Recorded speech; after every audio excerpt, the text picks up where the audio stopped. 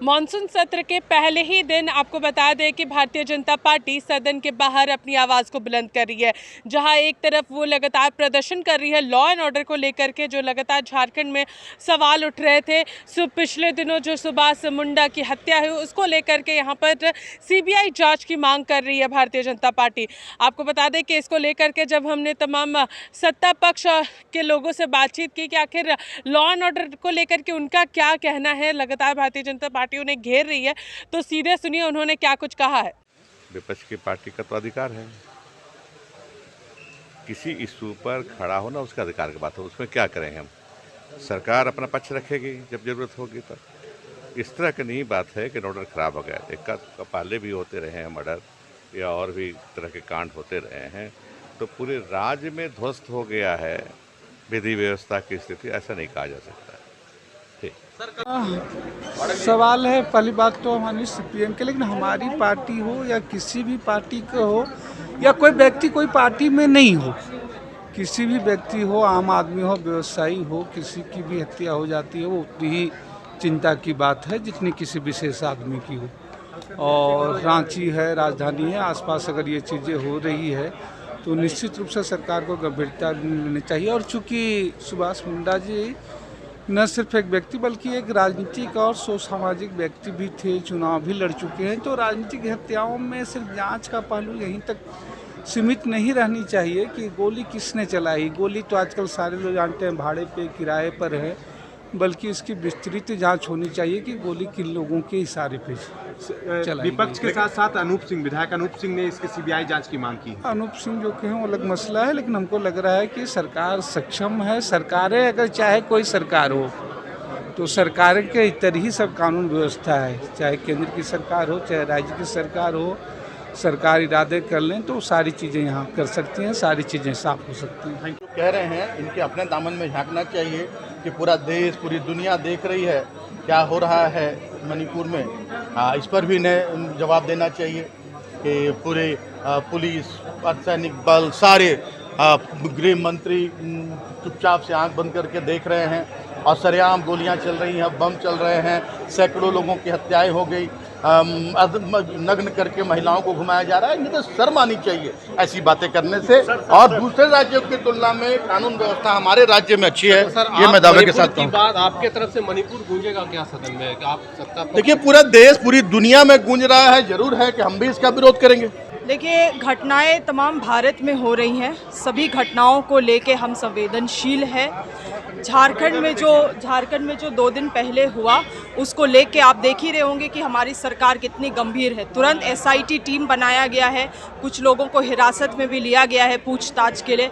मगर सवाल हमारा उनसे है जो 2 महीने तक एक घिनौनी हरकत में जिनका बयान नहीं आया, 2 महीने तक जिस अपराध को छुपाया गया, वैसी सरकार से हमारा सवाल है। हमारी सरकार इन सभी चीज़ों को लेकर संवेदनशीलता से काम कर रही है। धन्यवाद। प्रदर्शन हो रहा है, क्या कहेंगे इसको? क्या प्रदर्शन हो रहा है, किस चीज़ों को लेके?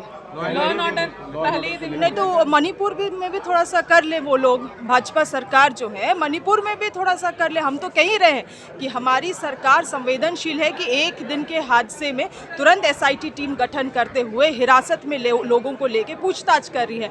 आपकी सरकार मणिपुर में, भाजपा की सरकार 2 महीने तक एक अपराध में चुप बैठी रही, तो उसमें इनको ना करना चाहिए।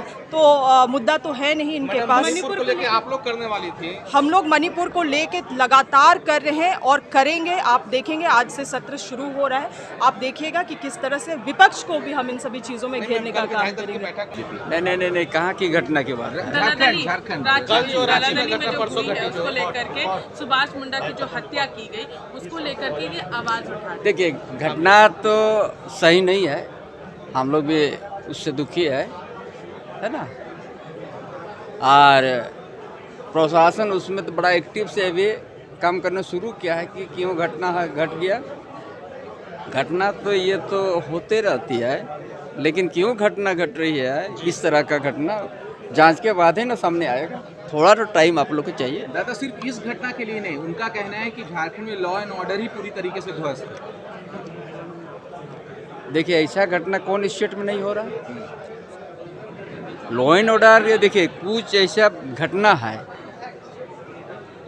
जो व्यक्ति कहता है कि कोई परिवार का घटना है, सबको बड़ा घटना में तो नहीं है, कोई भाई भाई में, कोई जमीन में, लेकिन आदिवासियों पर ज्यादा जुल्म हो रहा है। ये कहना है बीजेपी का, और आप लोग खुद आदिवासी हैं।